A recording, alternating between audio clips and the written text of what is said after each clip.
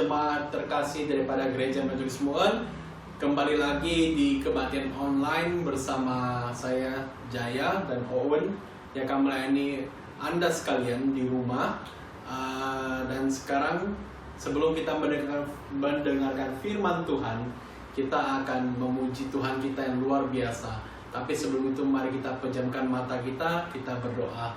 Bapa, selamat pagi, terima kasih Engkau telah menyertai kami sepanjang minggu ini, sepanjang bulan, sepanjang tahun ini ya Tuhan.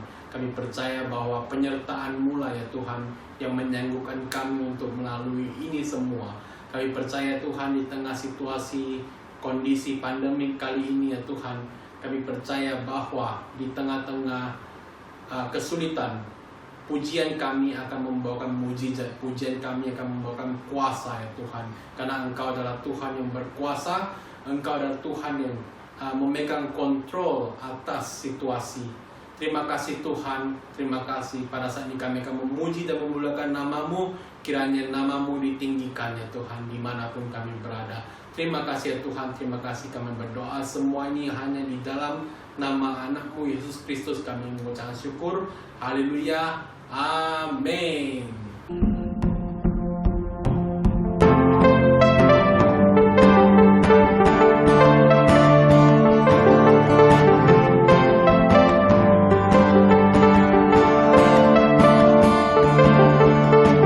Pelukis cakrawala merangkai jagat raya, pencipta alam semesta, pemilik kehidupan yang sanggup menyelamatkan, dialah jalan kebenaran.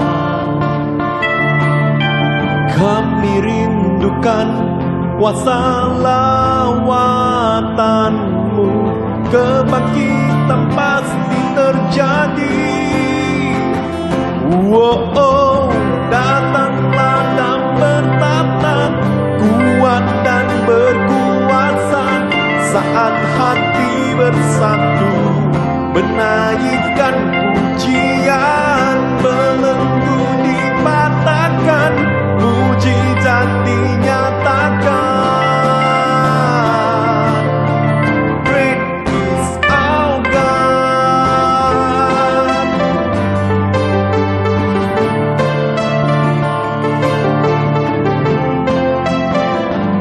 Mari sama-sama pelukis cakrawala. Pelukis cakrawala merangkai jagat raya, pencipta alam semesta, pemilik kehidupan yang sanggup menyelamatkan, dialah jalan kebenaran. Kami rindukan kuasa lawatan-Mu, kebangkitan pasti terjadi. Datanglah dan bertata, kuat dan berkuasa, saat hati bersatu menaikkan pujian, belenggu dipatahkan, mujizat dinyatakan. Great is our God. Datanglah dan bertata, kuat dan berkuasa, saat hati bersatu menaikkan pujian, belenggu dipatahkan, mujizat dinyatakan.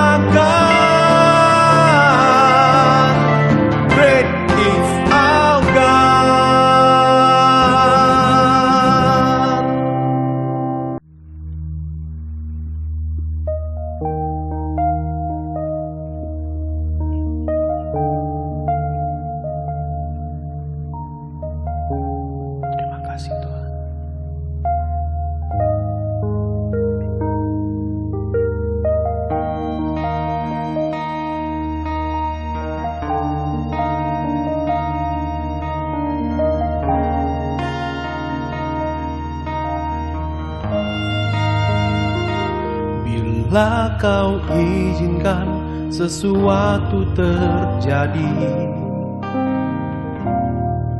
Ku percaya semua untuk kebaikanku. Bila nanti telah tiba waktumu, ku percaya kuasa-Mu memulihkan hidupku.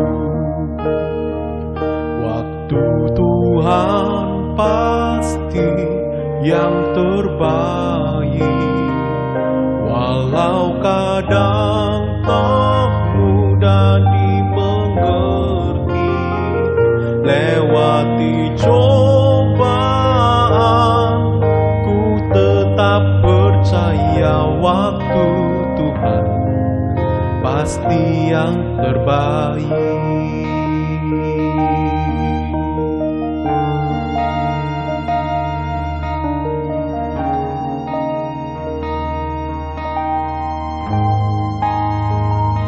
Bila kau izinkan sesuatu terjadi,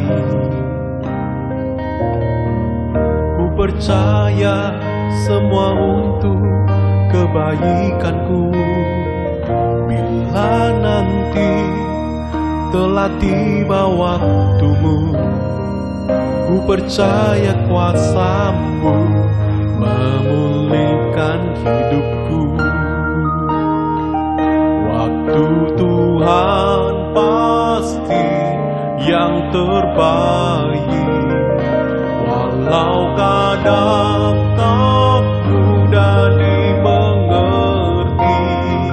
Lewati cobaan, ku tetap percaya waktu Tuhan pasti yang terbaik.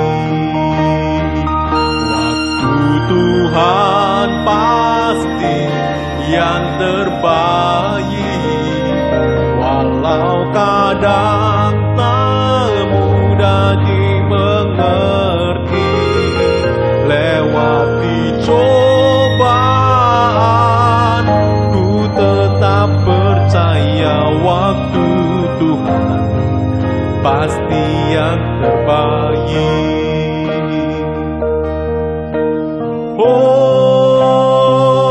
Waktu Tuhan pasti yang terbaik, walau kadang tak mudah dimengerti.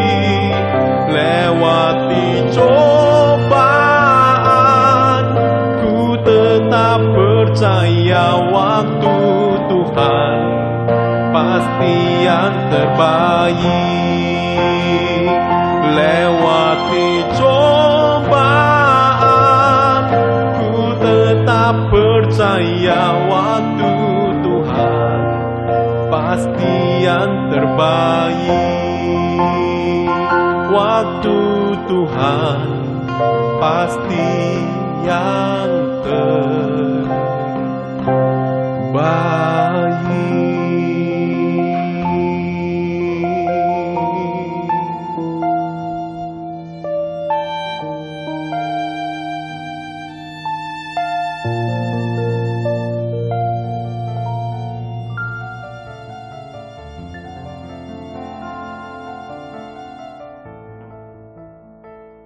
Shalom untuk kita semuanya, teman-teman, jemaat Tuhan yang dikasih oleh Tuhan. Hari ini kita berjumpa dalam ibadah online. Sebelum kita mendengarkan firman Tuhan, mari kita berdoa dulu. Tuhan, kami mengucap syukur untuk waktu kesempatan ini. Kami masih boleh beribadah kepadamu melalui rumah kami masing-masing. Tuhan, kami bersyukur Tuhan masih memelihara kami, Tuhan masih mengasihi kami sampai saat ini. Dan biarlah Tuhan, kami rindu Engkau terus memelihara kami, Engkau terus melindungi kami setiap jemaat Tuhan, sehingga kami dikaruniai kekuatan dan kesehatan tubuh di tengah-tengah wabah ini. Kami rindu untuk kebenaran firman Tuhan boleh disampaikan. Tuhan kiranya memimpin kami. Dalam nama Tuhan Yesus kami berdoa. Amin. Ya, teman-teman, Bapak Ibu, hari ini kita akan sama-sama merenungkan satu kebenaran firman Tuhan yang saya beri judul adalah Simple Truth. Kebenaran yang simple atau kebenaran yang sederhana. Kita seringkali berpikir bahwa ketika sesuatu itu benar, maka itu harus rumit dan kompleks. Karena itu banyak sekali orang menyangka bahwa semakin kita pintar, seharusnya kita semakin memahami hal-hal secara rumit. Sama seperti sekolah, semakin kita tinggi sekolah kita, maka kita semakin belajar sesuatu itu semakin rumit. Rumus-rumus, teori-teori yang membuat pusing kepala. Dan semakin kita menguasai itu, kadang-kadang kita berpikir bahwa semakin kita menguasai kebenaran yang paling hebat, yang paling mantap. Makanya banyak sekali orang menguasai ilmu-ilmu yang tinggi, ya, filsafat lah, matematika, bahkan teologi itu sendiri. Ketika memahami dalam bahasa yang rumit, kita cenderung menganggap bahwa itu adalah sesuatu yang mantap dan itu adalah sesuatu yang benar sekali. Tetapi teman-teman, kita sering lupa bahwa kebenaran itu adalah simple. Truth is simple. Akibatnya kita seringkali membuat kebenaran itu menjadi susah dipahami. Apalagi ketika mungkin kita ngajar atau berkhotbah, kadang-kadang kita punya pemikiran semakin susah dimengerti orang, itu khotbahnya semakin bagus. Atau semakin kita mengajar, semakin orang tidak mengerti, maka semakin kita adalah guru yang hebat. Padahal kita tahu bahwa guru yang sukses, seorang pengkhotbah yang sukses adalah pengkhotbah atau guru yang bisa mengajar dengan kebenaran yang simple. Itulah guru yang sukses. Nah, teman-teman sekalian, hal ini yang sering juga tidak dipahami oleh ahli Taurat dan orang Farisi. Seharusnya mereka mengajarkan kebenaran Taurat yang mudah dimengerti oleh rakyat banyak. Tetapi justru kebalikannya, semakin mereka mengajar, semakin rumit. Semakin mereka mengajar, semakin banyak peraturan, semakin banyak penafsiran yang ditambah-tambah, dan akhirnya teman-teman menyimpang dari kebenaran. Dan kebenaran yang mereka ajarkan tidak mengubah hidup mereka. Padahal yang mereka ajarkan adalah hukum Taurat, hukum yang diturunkan oleh Tuhan sendiri. Tetapi itu tidak mengubah hidup mereka. Dan mereka hidup secara munafik. Dan bahkan mereka menjadi batu sandungan bagi banyak orang. Makanya Yesus mengajarkan di dalam khotbah di bukit, kalau kita tahu satu ayat yang terkenal, Yesus pernah mengatakan, jika ya, katakan ya. Jika tidak, katakan tidak. Apa yang lebih daripada itu berasal dari si jahat. Teman-teman, sesimpel itu. Kenapa? Karena truth is simple. Hari ini, Bapak Ibu teman-teman, kita menghadapi wabah virus corona dan banyak sekali orang mencari solusi, jawaban. Tetapi sampai sekarang kita tidak tahu apa yang bisa menghentikan pandemi ini, kecuali kita bisa mencegahnya saja. Dan saya mengatakan pandemi ini menyebabkan runtuhnya pengetahuan manusia yang begitu kompleks, yang begitu luar biasa, yang begitu dibanggakan oleh manusia. Kadang-kadang kita membanggakan penelitian ilmiah yang begitu maju, peradaban kita yang sudah begitu maju. Tetapi teman-teman, semuanya kolaps ketika ada satu virus yang sangat kecil, yang bahkan tidak bisa hidup di luar inangnya, membuat seluruh yang kita tahu menjadi sia-sia. Nah, teman-teman, yang menariknya dari wabah ini, untuk mencegah virus ini, kita justru harus melakukan hal-hal yang paling simpel. Contohnya mencuci tangan, hidup bersih, bahkan kita harus tahu cara bersih yang benar. Juga mungkin kita harus menjaga jarak. Itu semuanya adalah hal-hal yang simpel, hal-hal yang bisa dilakukan oleh banyak orang. Dan wabah corona ini memaksa kita untuk memahami seluruh kehidupan kita dari cara-cara yang simpel supaya kita bisa mencegah wabah ini. Nah, teman-teman sekalian, hari ini kita juga akan belajar bahwa sebenarnya kebenaran itu adalah simple. Ya, truth is simple. Ini berarti semakin kita belajar firman, seharusnya kita semakin mengenal dan mengerti kebenaran yang bisa mengubah hidup kita. Semakin kita mengerti kebenaran, maka seharusnya kita semakin bisa menjalankan di dalam hidup kita. Bahkan teman-teman, ketika kita menghadapi konflik yang begitu rumit, kondisi yang begitu luar biasa, wabah ini penuh dengan pergumulan, penuh dengan kompleks dan rumit ini, teman-teman, kita harus kembali. Saya ingin mengajak kita untuk kembali kepada the simple truth, kebenaran yang paling sederhana.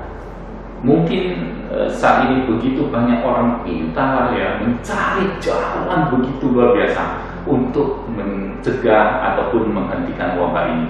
Tetapi saya ingin mengajak kita untuk kembali kepada kebenaran firman Tuhan yang sederhana. Saya ingin men-sharingkan dari satu teks Alkitab, yaitu kita bisa buka sama-sama di dalam 1 Korintus 13 ayat 13. Saya akan bacakan untuk kita. 1 Korintus 13 ayat 13. Saya bacakan. Demikianlah tinggal ketiga hal ini, yaitu iman, pengharapan, dan kasih. Dan yang paling besar di antaranya ialah kasih. Teman-teman, surat Korintus adalah surat yang paling banyak memuat masalah kerohanian di jemaat Korintus. Masalah itu begitu rumit. Jemaat Korintus terlibat di dalam banyak hal, di dalam dosa seksual, penyembahan berhala, perpecahan, kesombongan rohani. Mereka sok punya pengetahuan yang tinggi, punya pengetahuan yang kompleks, filsafat-filsafat, sampai kepada karunia-karunia rohani yang luar biasa sekali. Dan boleh saya mau katakan bahwa hampir semua masalah dalam sejarah gereja itu bisa tercermin dalam jemaat Korintus ini. Nah teman-teman, sehingga Paulus harus menuliskan begitu panjang lebar dalam surat Korintus ini untuk menasehati jemaat Korintus, khususnya di dalam satu topik perdebatan ya, 1 Korintus 12 sampai 14 tentang manifestasi karunia roh, yang sampai sekarang perdebatan itu belum selesai dan memisahkan begitu banyak denominasi gereja ya. Ada karismatik, Pentakosta, Injili ya, dan masing-masing punya penafsiran tersendiri. Dan bukan hanya saat ini, zaman Paulus juga begitu banyak hal yang sudah kompleks terjadi, dan Paulus harus menjelaskan semuanya, apa itu karunia ya, nubuat ya, bagaimana menggunakan, semuanya dijelaskan dengan bahasa-bahasa teologis yang cukup rumit. Nah teman-teman sekalian, apakah bahasa roh itu masih ada? Apakah karunia roh? Apakah nubuat itu? Dan saya yakin semua yang dijelaskan Paulus sangat bermanfaat. Tetapi teman-teman sekalian, kita perhatikan, setelah Paulus menjelaskan semuanya dengan detail, ada satu bagian firman Tuhan yang tadi kita baca ya, 1 Korintus 13 ayat 13 adalah kesimpulan dari Paulus. Saya mengajak kita untuk membaca konteksnya ya. Yuk kita lihat ya, 1 Korintus pasal 13 ayat 9 dimulai ya. Saya akan bacakan untuk kita. Setelah Paulus menjelaskan semua karunia rohani ya, semua masalah yang terjadi di dalam jemaat Korintus, dia menuliskan di 1 Korintus 13 ayat 9 sampai 13 demikian. Sebab pengetahuan kita tidak lengkap dan nubuat kita tidak sempurna. Tetapi jika yang sempurna tiba, maka yang tidak sempurna akan lenyap. Ketika aku kanak-kanak, aku berkata seperti kanak-kanak, aku merasa seperti kanak-kanak, aku berpikir seperti kanak-kanak. Sekarang, sesudah aku menjadi dewasa, aku meninggalkan sifat kanak-kanak itu. Karena sekarang kita melihat dalam cermin suatu gambaran yang sama-sama, tetapi nanti kita akan melihat muka dengan muka. Sekarang aku hanya mengenal dengan tidak sempurna, tetapi nanti aku akan mengenal dengan sempurna, seperti aku sendiri dikenal. Ayat 13. Demikianlah tinggal ketiga hal ini, yaitu iman, pengharapan, dan kasih. Dan yang paling besar diantaranya ialah kasih. Bapak Ibu, kita bisa berdebat tentang banyak hal. Apakah, apalagi saat ini ya, apakah kita boleh menghardik corona? Apakah mujizat masih berlaku? Apakah bahasa Allah bisa meningkatkan imunitas tubuh? Semuanya kita bisa debatkan. Tetapi setelah, kita harus ingat, setelah Paulus menuliskan semuanya itu, dia menyimpulkan dalam bahasa yang kesimpulan yang paling sederhana, yaitu tinggal 3 hal yang paling mendasar: iman, pengharapan, dan kasih. Dan itulah the simple truth, Bapak Ibu teman-teman. Dan 3 hal inilah, simple truth inilah yang membuat kita tetap bisa bertahan sampai sekarang. Tanpa ketiga simple truth ini, kita tidak mungkin ada dalam anugerah Tuhan.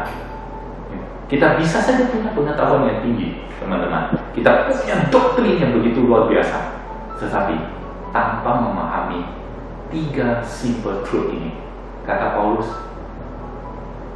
tidak ada gunanya. Tanpa ketiga simple truth ini, kita tidak mungkin diselamatkan. Manusia bisa saja membuat hal-hal yang begitu rumit, rumus-rumus teori yang begitu luar biasa. Tetapi teman-teman, saya mau katakan, pada akhirnya kita akan bergantung kepada 3 hal ini. Kita akan bahas satu persatu. Ya. Yang pertama adalah iman.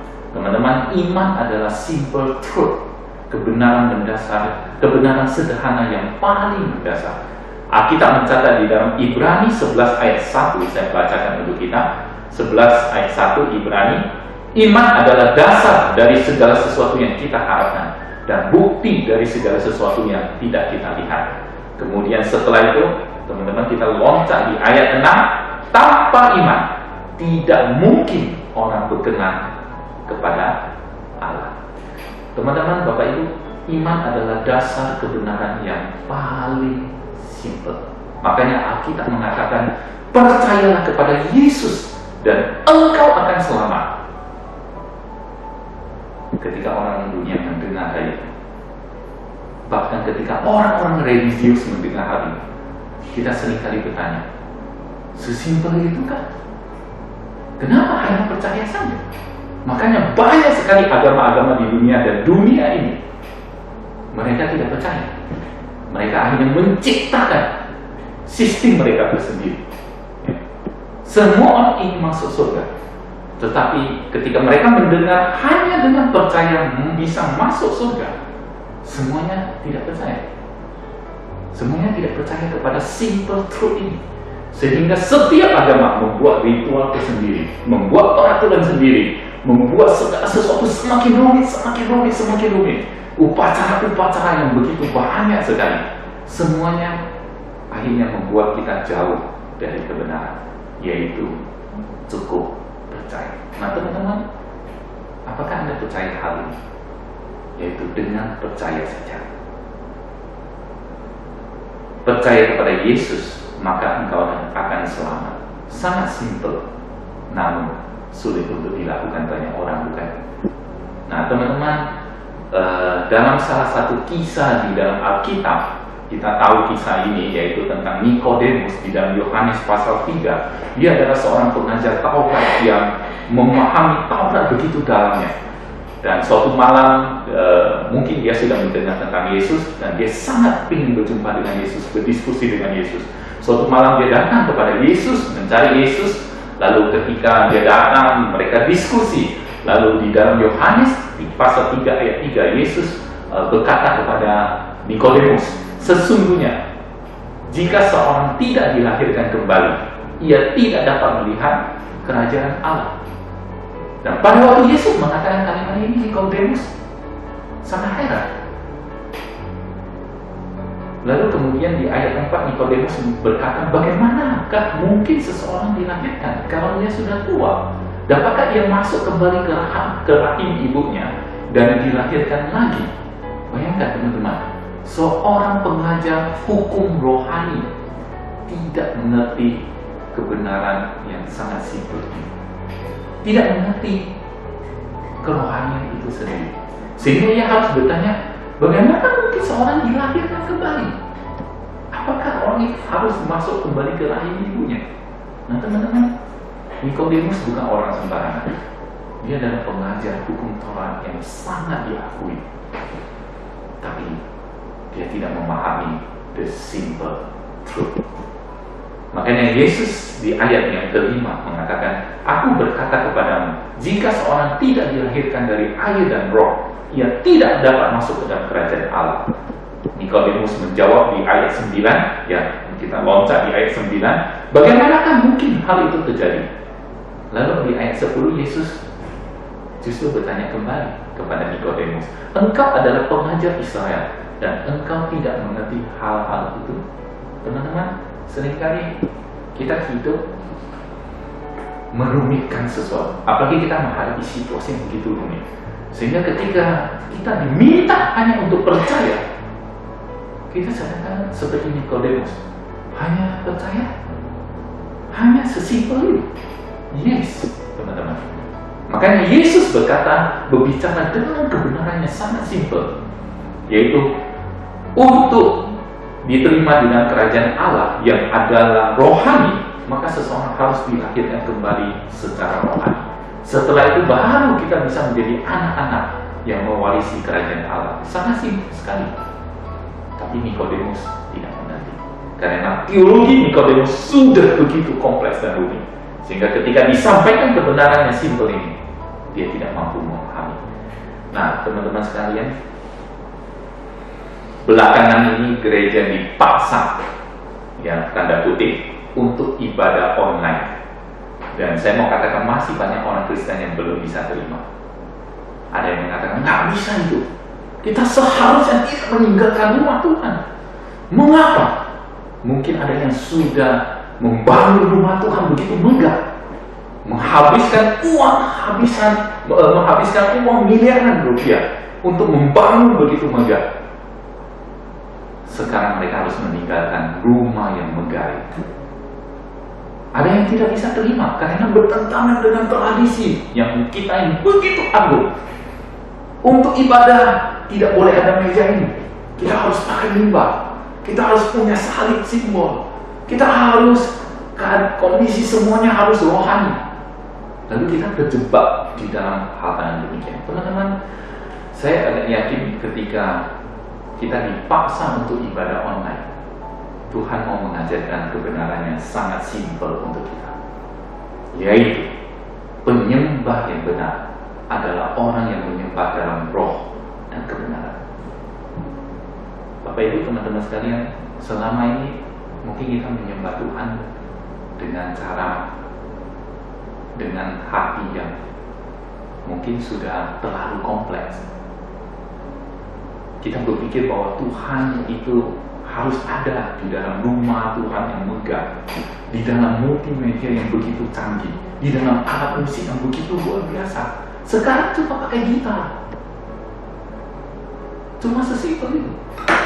Yes, karena yang paling penting Tuhan ingin ajarkan kebenaran yang simpel adalah ketika Anda menyembah Allah, Anda menyembah dalam roh dan kebenaran, bukan di dalam gedung gereja yang megah, bukan di dalam institusi gereja yang rumit, bukan di dalam tradisi liturgi yang dipelihara sudah bertahun-tahun, tetapi di dalam roh dan kebenaran. Teman-teman, persoalannya adalah maukah kita percaya?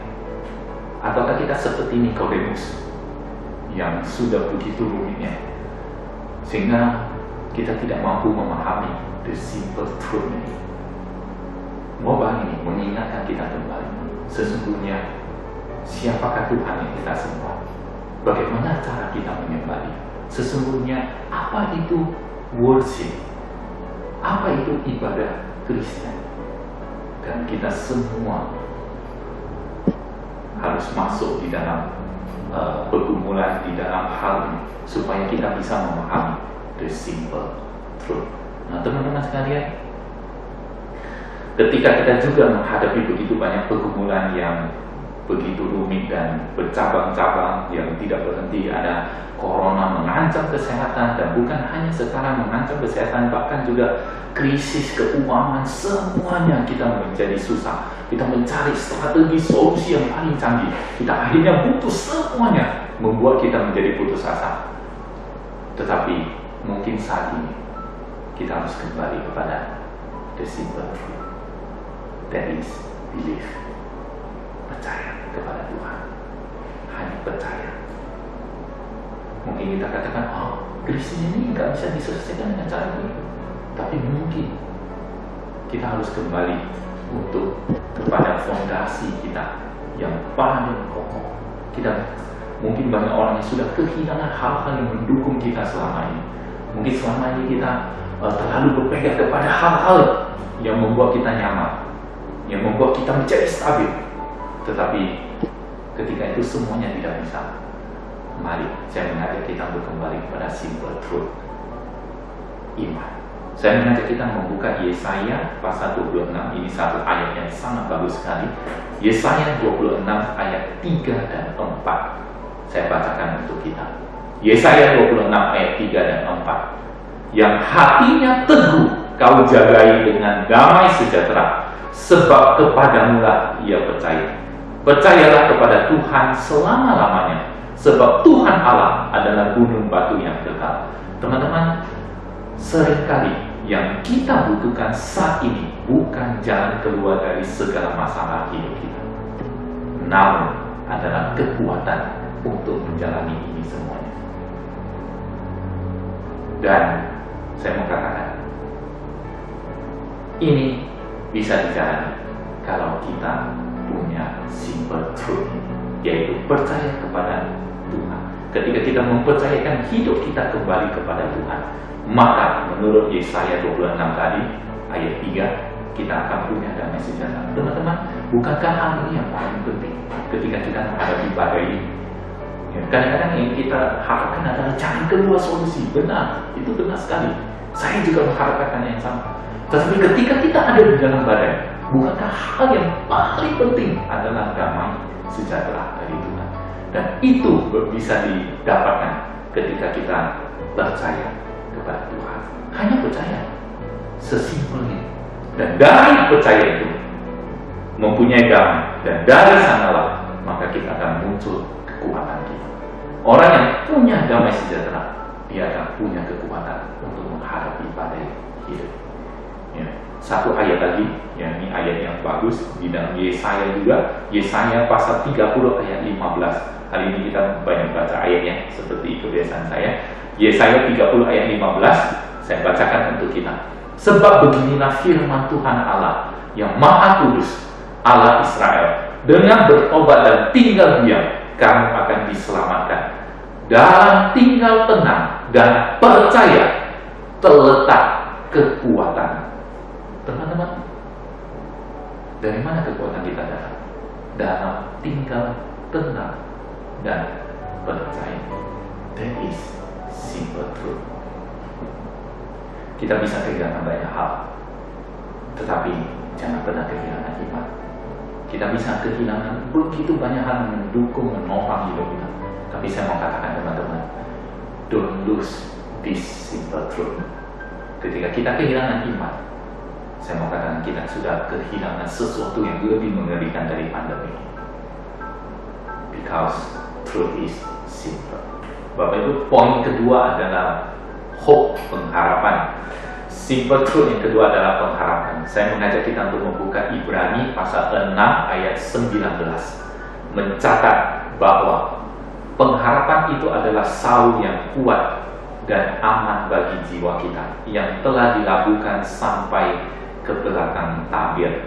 Teman-teman, saul atau jangkar adalah satu bagian kapal yang cukup kecil, namun ketika diturunkan itu bisa membuat kapal itu menjadi stabil dan tidak diombak-ambingkan oleh arus lautan. Di sini kita bisa lihat bahwa ketenangan seluruh kapal terletak kepada jangkar yang dilepaskan. Nah teman-teman, simple truth yang kedua ini ingin saya sharingkan adalah apa yang menjadi pengharapan di dalam hidup kita. Dan pengharapan orang Kristen adalah sesungguhnya adalah Kristus itu sendiri. Jadi teman-teman sekalian, ketenangan hidup kita ditentukan dari jangkar pengharapan kita yang kita taruh di dalam Kristus. Di dalam 1 Timotius 1 ayat 1 dikatakan bahwa Kristus Yesus adalah dasar pengharapan kita. Nah teman-teman, pengharapan adalah kata yang simple. Namun saya mau katakan, berkat kata inilah banyak orang yang akhirnya bisa bangkit dari keterpurukan karena mereka punya harapan. Berkat kata inilah banyak orang yang akhirnya tidak jadi mengakhiri hidup karena mereka melihat ada harapan. Berkat kata inilah banyak orang yang bisa melewati begitu banyak tantangan hidup. Dan teman-teman, saya mau katakan, kalau kita kehilangan pengharapan, maka kita seperti kapal yang akan tanpa arah dan ombang-ambingan oleh situasi yang terjadi di sekeliling kita. Sama seperti ketika peristiwa COVID-19 ini sesungguhnya mengajarkan kepada kita banyak sekali hal. Apakah kita bisa berharap kepada hal-hal di dalam dunia ini, teman-teman? Peristiwa COVID-19 meruntuhkan seluruh dasar harapan manusia. Harapan pengetahuan yang begitu dahsyat, ilmu teknologi yang begitu maju ke depan, semuanya langsung runtuh. Dan ketika diserang virus ini, manusia seakan tidak memiliki pengharapan yang pasti. Apakah nanti saya akan sembuh atau tidak? Teman-teman, ini mengajarkan kepada kita kebenaran yang sangat simpel. Kepada siapa sesungguhnya harapan hidup kita? Apakah kita berharap kepada dunia ini? Apakah kita berharap kepada manusia? Yesaya 2 ayat 22, Yesaya pasal 2 ayat 22 mengatakan, jangan berharap kepada manusia, sebab ia tidak lebih daripada hembusan nafas, dan sebagai apakah ia dapat dianggap. Ini satu ayat yang sangat keras sekali. Jadi teman-teman sekalian, kepada siapa kita berharap? Tahun 586 sebelum Masehi adalah tahun yang paling bersejarah bagi bangsa Israel sebelum Masehi, ya. Karena pada tahun inilah, teman-teman, mereka diserang oleh tentara Babel. Mereka ditangkap dan ditawan sebagai budak. Saya mau katakan saat itu adalah saat yang paling gelap di dalam sejarah bangsa Israel. Ini adalah pukulan yang telak bagi bangsa Israel. Kenapa, teman-teman? Karena mereka berpikir mereka adalah bangsa pilihan Tuhan. Dan memang mereka adalah bangsa pilihan Tuhan. Mereka bahkan sudah mengalami banyak mujizat dari Tuhan. Kalau kita baca kitab, mulai dari kitab Keluaran, kita tahu begitu banyak hal yang mereka alami bersama dengan Tuhan. Mujizat-mujizat. Mereka bukan hanya mengalami mujizat, mereka bahkan mendapat hukum Taurat yang diturunkan oleh Tuhan sendiri. Mereka memiliki janji akan memasuki ke dalam tanah perjanjian, dan mereka adalah bangsa yang penuh dengan harapan, teman-teman. Kalau kita adalah bangsa Israel, kita mendapat begitu banyak hal. Tentu harapan kita sangat tinggi, bukan? Mereka tidak menyangka mereka akan mengalami tahun 586 sebelum Masehi, yaitu ketika tentara Babel datang, menyerang, menawan mereka, dan mereka mendapati mereka sudah dibuang oleh Allah ke Babel. Segala harapan mereka musnah total. Kenapa bisa begini? Nah, teman-teman sekalian, kadang kita bisa mengalami situasi seperti bangsa Israel. Kita sudah punya kepastian di dalam hidup ini. Wah, saya akan menjadi tahun 2020 saya akan mengerjakan ini. Tahun 2020 saya akan mencapai ini. Tahun 2020 adalah tahun kesuksesan saya. Kita punya harapan yang besar, dan memang itu tidak salah sama sekali. Namun kadang-kadang terjadi sesuatu di luar dugaan kita. Terjadi wabah, terjadi musibah. Kita semua menjadi tersentak. Kita mungkin tidak dibuang oleh Allah sama seperti bangsa Israel, tetapi peristiwa yang mengerikan yang terjadi itu juga bisa dialami oleh setiap anak-anak Tuhan. Kita menjadi seperti kehilangan harapan. Nah, teman-teman sekalian, apakah ketika bangsa Israel mengalami hal semua ini, maka kisah bangsa Israel semuanya berakhir? Tidak sama sekali. Teman-teman sekalian, apa yang mau Tuhan ajarkan kepada bangsa Israel? Yaitu simple truth, yaitu berharap kepada Tuhan. Israel dihukum oleh Tuhan karena mereka sangat berharap kepada manusia. Mereka bahkan berharap kepada tentara negara, yaitu Mesir, yang pernah menjajah mereka. Ketika mereka menghadapi musuh mereka, mereka pergi mencari tentara Mesir yang punya kuda yang kuat, semua tentara yang kuat. Mereka lupa sebenarnya mereka harus berharap kepada siapa. Dan pada akhirnya mereka harus ditawan Nah teman-teman, tapi seperti yang saya katakan, apakah ini semuanya adalah kisah akhir dari bangsa Israel? Tidak, sama sekali. There is always a hope.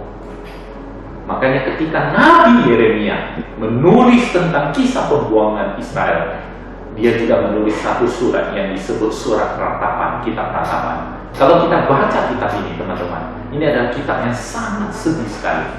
Karena kitab ini menulis bagaimana bangsa Israel menjadi tawanan. Yeremia menangisi nasib bangsanya. Seharusnya bangsaku tidak mengalami nasib seperti ini.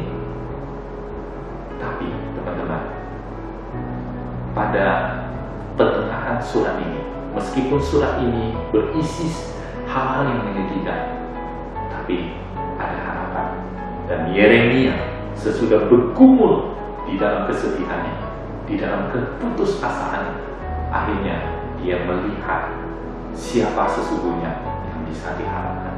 Yuk kita baca ratapan, ayat yang terkenal di dalam ratapan yang sering dikutip di dalam khotbah-khotbah. Ratapan 3 ayat 21 sampai 24. Setelah Yeremia meratap begitu banyak hal, mengapa ini semua bisa terjadi, mengapa Tuhan harus membuang mereka, kemudian Yeremia melihat there is hope di ratapan 3 ayat 21 sampai 24. Tetapi hal-hal inilah yang kuperhatikan.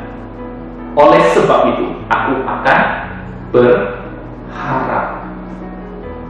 Tak berkesudahan kasih setia Tuhan, tak habis-habisnya rahmatnya, selalu baru tiap pagi, besar kesetiaannya.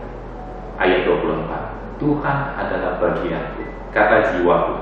Oleh sebab itu aku berharap kepadanya. Nah teman-teman sekalian, akhirnya Yeremia kembali kepada simple truth, pengharapan di dalam Tuhan. Karena itu ketika Yeremia memilih untuk memperhatikan hal-hal yang dia harapkan di dalam Tuhan, maka dia menulis surat yang terkenal di dalam kitab Yeremia pasal 29. Ini pasal yang sering dikutip juga. Ini adalah surat Yeremia yang ditulis oleh Yeremia setelah dia melihat harapan daripada Tuhan. Dia menulis pasal 29 yang sangat bagus kepada orang-orang Israel di pembuangan. Yuk, saya ajak kita untuk membaca ya. Hari ini kita banyak baca dulu ya. Yeremia pasal 29 ayat 4 ya. Mulai dari ayat 4. Yeremia pasal 29 ayat 4. Sama-sama ya. Beginilah firman Tuhan semesta alam, Allah Israel, kepada semua orang buangan yang diangkut ke dalam pembuangan dari Yerusalem ke Babel. Ayat 5. Dirikanlah rumah untuk kamu diami, buatlah kebun untuk kamu nikmati hasilnya. Ayat 6. Ambillah istri untuk memperanakkan anak laki-laki dan perempuan. Ambilkanlah istri bagimu anak laki-laki dan carikanlah suami bagi anakmu perempuan, supaya mereka melahirkan anak laki-laki dan perempuan, agar di sana kamu bertambah banyak dan jangan berkurang. Ayat 7. Usahakanlah kesejahteraan kota kemana kamu aku buang, dan berdoalah untuk kota itu kepada Tuhan, sebab kesejahteraannya adalah kesejahteraanmu. Teman-teman, ini adalah surat yang penuh dengan harapan. Yeremia tidak menulis surat dengan meratap lagi, tetapi Yeremia mengatakan, dirikanlah rumah, carilah penghasilan, kerjakanlah sesuatu, beranak cuculah, mulailah hidup dengan penuh pengharapan. Nah teman-teman sekalian, kemudian kita lihat di ayat 11 surat dengan meratap lagi, tetapi Yeremia mengatakan, dirikanlah rumah, carilah penghasilan, kerjakanlah sesuatu, beranak cuculah, mulailah hidup dengan penuh pengharapan. Nah teman-teman sekalian, kemudian kita lihat di ayat 11, ayat yang sangat terkenal sekali. Sebab aku ini mengetahui rancangan-rancangan apa yang ada padaku mengenai kamu, demikianlah firman Tuhan, yaitu rancangan damai sejahtera dan bukan rancangan kecelakaan, yaitu untuk memberikan kepadamu hari depan yang penuh harapan. Teman-teman sekalian, menarik bukan? Karena Yeremia melihat ada harapan, kembali kepada simple truth, maka Yeremia menulis surat ini untuk menguatkan bangsa Israel yang dibuang. Ayo kita dirikan rumah, ayo kita buat kebun, ayo kita cari penghasilan, ayo kita beranak cucu. Kenapa? Karena Tuhan punya rancangan bagi hidup kita. Nah teman-teman sekalian, di dalam masa-masa ini, masa-masa yang sulit ini, apakah kita menaruh harapan kita ke dalam Tuhan? Kalau kita punya harapan di dalam Tuhan, yuk kita bangkit, kita lakukan apa yang mesti kita lakukan di dalam hidup ini, sama seperti bangsa Israel. Karena pengharapan akan menimbulkan daya juang. Ketika kita punya harapan, teman-teman, maka kita akan berjuang terus, kita akan fight terus. Ekonomi bisa goncang, tetapi teman-teman, pengharapan kita tidak akan goncang. Ekonomi bisa terguncang begitu kuat, kita bisa sangat sulit menang, tetapi kita tidak akan pernah menyerah, karena kita tahu ada Tuhan yang memperhatikan dan Tuhan merancangkan bagi hidup kita. Karena kita masih punya simple truth ini, sangat simple, harapan, simple sekali. Tetapi teman-teman, saya mau katakan, justru inilah yang membuat kita bertahan. Justru dengan inilah membuat kita tidak akan menyerah. Saya akan berjuang terus. 1 Timotius pasal 4 ayat 10. Saya bacakan untuk kita. 1 Timotius 4 ayat 10.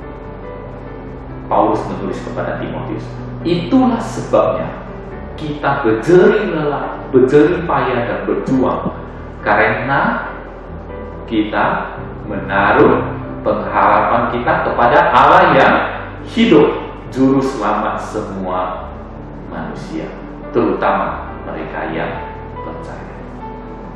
Teman-teman, itulah sebabnya kita berjerih lelah. Itulah sebabnya kita harus berjuang. Kenapa? Because we have this simple truth, hope. Kita masih punya harapan di dalam Tuhan. Mari terus kita berjuang. Keadaan bisa susah, teman-teman, saya tahu. Tapi jangan kehilangan harapan. Jangan kehilangan hal-hal yang sangat simple ini. Karena kalau kita kehilangan iman, kita kehilangan harapan, maka seluruh hidup kita akan kehilangan. Poin yang ketiga adalah kasih. Adalah simple truth yang ketiga, teman-teman sekalian. Ini adalah satu konsep yang sangat luas dan besar, dan menurut Paulus ini adalah yang terbesar dari yang ketiga hal yang disebutkan tadi. Teman-teman, kasih adalah kegenapan seluruh tindakan manusia, seluruh hukum Taurat, bahkan saya mau katakan seluruh hukum dan peraturan di dalam dunia itu bisa diringkaskan dan tercakup dalam satu kata yang simple, kebenaran yang simple ini, yaitu kasih. Kita buka Galatia pasal 5 ayat 14. Galatia 5 ayat 14, di sana dikatakan bahwa sebab seluruh hukum Taurat, seluruh Alkitab yang kita baca, seluruh ayat-ayat yang kita baca, seluruh hukum yang diturunkan oleh Tuhan tercakup dalam satu firman ini, yaitu kasihilah sesama manusia seperti dirimu sendiri. Nah, teman-teman, simple, but it is so hard to believe. Simple, but it is so hard to hope for. Simple, but it is so hard to do. Simple, tapi seringkali kita gagal memahami, kita gagal melakukan, bahkan kita gagal untuk mengalami kasih yang sangat simpel ini. Ketika Allah mengatakan, sayang, aku mengasihi engkau, kita seakan-akan cuma begini saja. Tetapi teman-teman, saya mau katakan, ketika Allah mengatakan saya mengasihi engkau, bukan cuma begitu kalimat. Ketika Allah mengatakan aku mengasihi engkau, begitu banyak hal yang sudah terjadi dan dia lakukan. Makanya di dalam Yohanes 3 ayat 16, satu ayat emas yang paling luar biasa yang dicatat di dalam Alkitab. Yohanes 3 ayat 16, saya yakin kita juga menghafalnya. Dimulai dengan kalimat, karena begitu besar kasih Allah akan dunia ini. Teman-teman, kalimat awal inilah yang menjadi dasar dari seluruh tindakan manusia. Tindakan manusia mencipta Allah, tindakan manusia menebus Allah, memelihara, tindakan Allah menciptakan manusia, menebus manusia, memelihara manusia. Dan seluruhnya didasarkan atas kebenaran yang simpel ini, yaitu kasih. Teman-teman, seringkali kita tidak memahami, bahkan kita tidak mengalami kasih Allah. Dan ketika kita tidak mengalami kasih Allah, maka kita tidak mungkin mengenal kebenaran. Itulah sebabnya kenapa orang banyak belajar kita. Banyak sekali orang yang belajar hal-hal yang rohani, bahkan bisa S1, S2 profesor, namun tidak mendapat kebenaran yang simpel ini, yaitu Allah mengasihi kita. Mereka tidak bisa mengalami kasih ini. Dan ketika mereka tidak mengalami kasih ini, mereka juga tidak mengenal Allah. Itulah yang dicatat di dalam 1 Yohanes 4 ayat 8. Barang siapa tidak mengasihi, ia tidak mengenal Allah, sebab Allah adalah kasih. Teman-teman sekalian, ketika kita menghadapi begitu banyak kesulitan di dalam hidup, apakah kita sadar Allah mengasihi kita? Apakah kita sadar bahwa ini adalah hal yang simple, truth, tapi justru ini bisa membuat kita bertahan dan bisa membuat kita semakin kuat menjalani hidup. Teman-teman, kadang-kadang saya menghadapi begitu banyak pergumulan, dan ketika saya pulang ke rumah, saya menjumpai keluarga, menjumpai istri semua, menjumpai anak, bahkan menjumpai Summer, ya, yang waktu saya pulang dia menyambut saya penuh dengan kasih. Itu menjadi satu kekuatan yang luar biasa. Dan ketika saya sadar begitu banyak orang yang mengasihi saya, itu membuat saya akan berjuang terus. Itu membuat saya akan let's fight again. Itu yang akan membuat saya saya akan terus bertahan di dalam segala hal. That is the power of love. Sangat simpel, teman-teman. Tapi ketika kita mengalami itu, maka teman-teman, kita akan punya kekuatan yang luar biasa. Nah, teman-teman, seorang teolog Kristen, Calvin, ya, yang sangat luar biasa mempengaruhi kekristenan. Dia menulis begitu banyak buku-buku teologi yang sangat unik. Pemikirannya begitu luar biasa, mempengaruhi teologi Protestan abad 20 ya. Kalau teman-teman baca bukunya, ya saya agak yakin ya, kalau kita tidak terbiasa dan kita tidak serius membacanya, 1-2 halaman langsung kita sudah nyerah. Bahkan jarang sekali orang membaca buku aslinya yang ditulis, karena dia menulis buku begitu tebalnya, begitu uniknya, teologinya begitu luar biasa, yang membahas begitu banyak hal-hal yang dalam, ya, sehingga teologinya banyak dipelajari di sekolah-sekolah teologi di seluruh dunia. Nah, teman-teman, suatu saat dia ditanya oleh seseorang, apa kesimpulan dari Anda dari seluruh teologi Anda yang begitu kompleks dan rumit itu? Seseorang bertanya kepada Calvin. Teman-teman, Anda tahu jawaban dari Calvin apa? Dia tidak mengambil buku teologi yang tebal-tebal. Dia tidak mengambil ilmu-ilmu yang begitu luar biasa dalamnya. Dia cuma menjawab dengan pernyataan yang simpel. Dia mengatakan, apa yang menjadi kesimpulan dari seluruh teologi saya?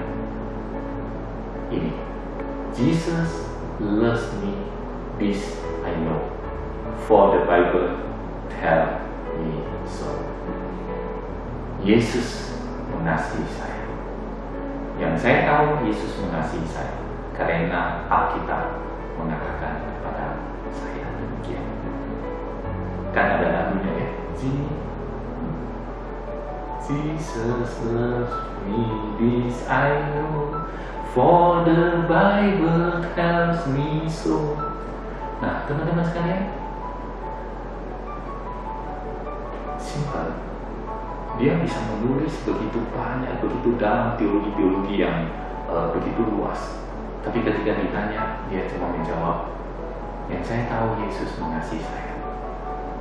Dan itulah, teman-teman, saya mau katakan, yang akan memberikan kekuatan bagi kita menjalani pergumulan dan kesulitan. Simple truth inilah yang bisa menimbulkan iman dan harapan di dalam hidup kita. Karena ketika Tuhan mengasihi kita, Dia mengaruniakan anaknya yang tunggal bagi kita. Bagi kita yang percaya, kita akan menjadi anak-anak Tuhan. Dan teman-teman, ketika kita menjadi anak-anak Tuhan, siapa yang bisa memisahkan kita?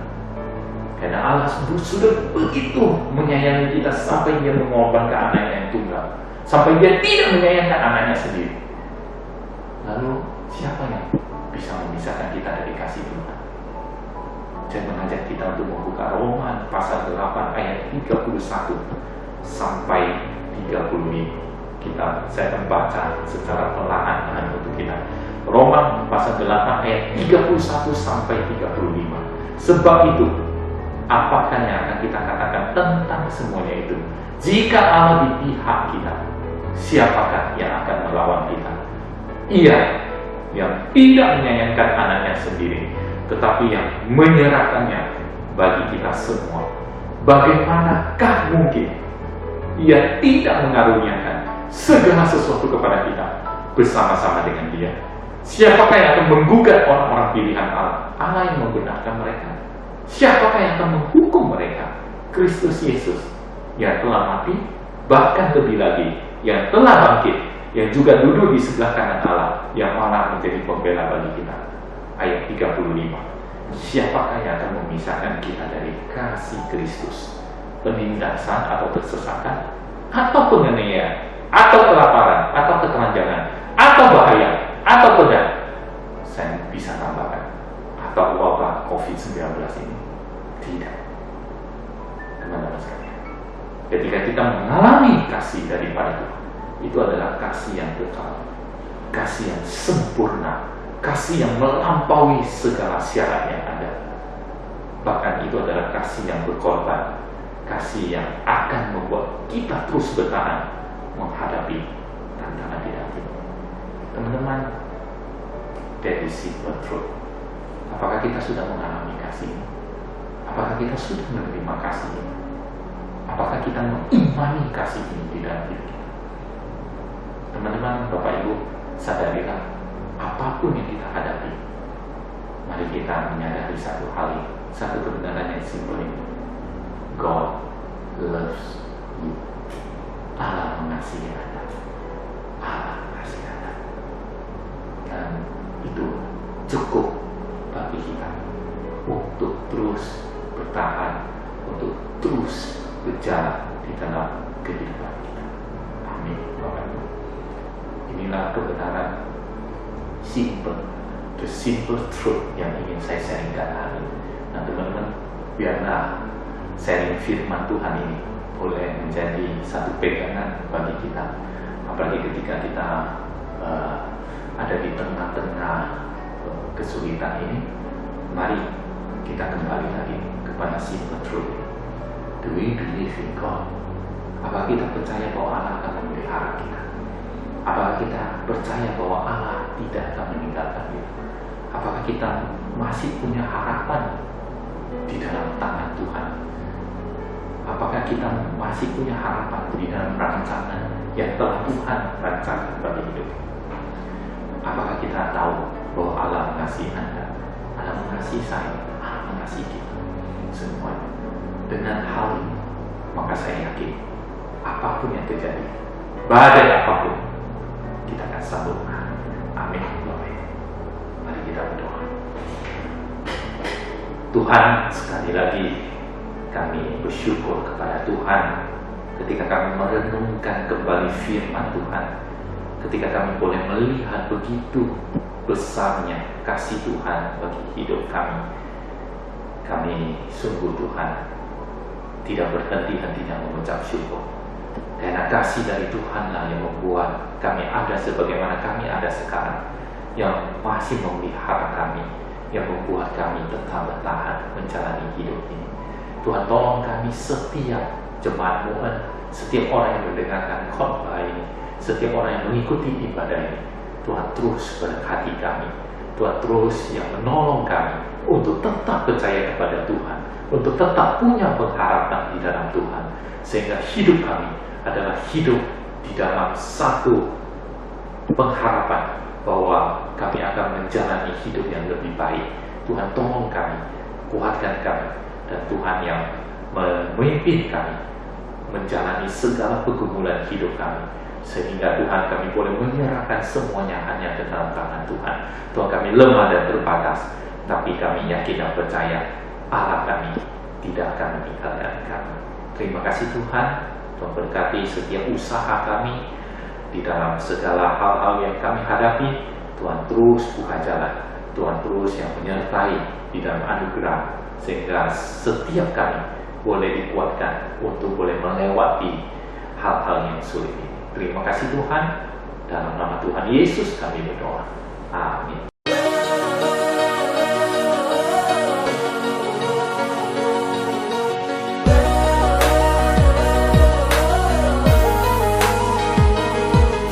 Staring down the face of fear, gotta keep breathing.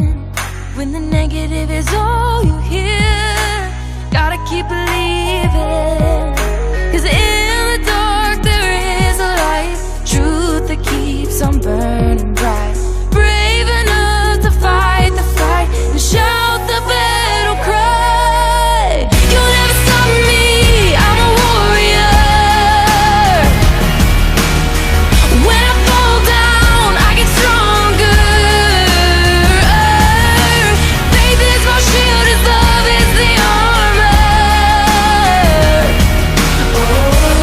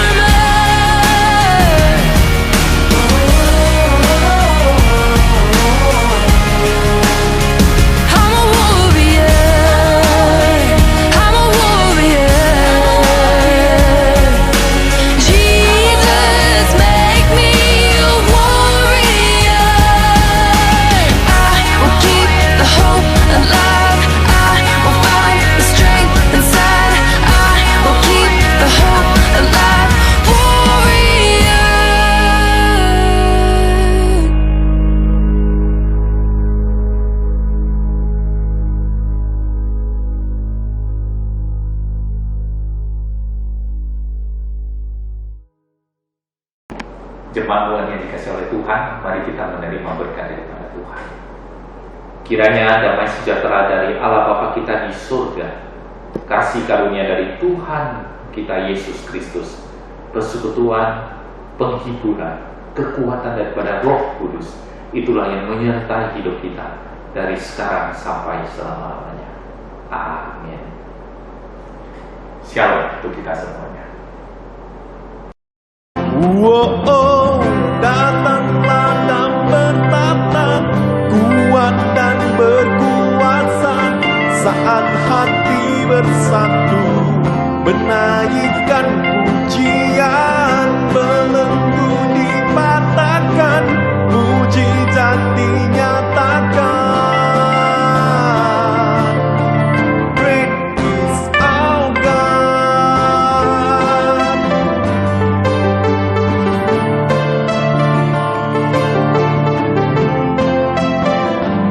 Mari sama-sama pelukis cakrawala.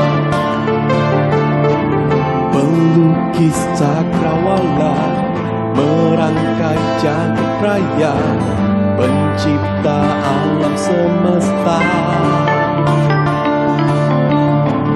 pemilik kehidupan yang sanggup menyelamatkan, dialah jalan kebenaran.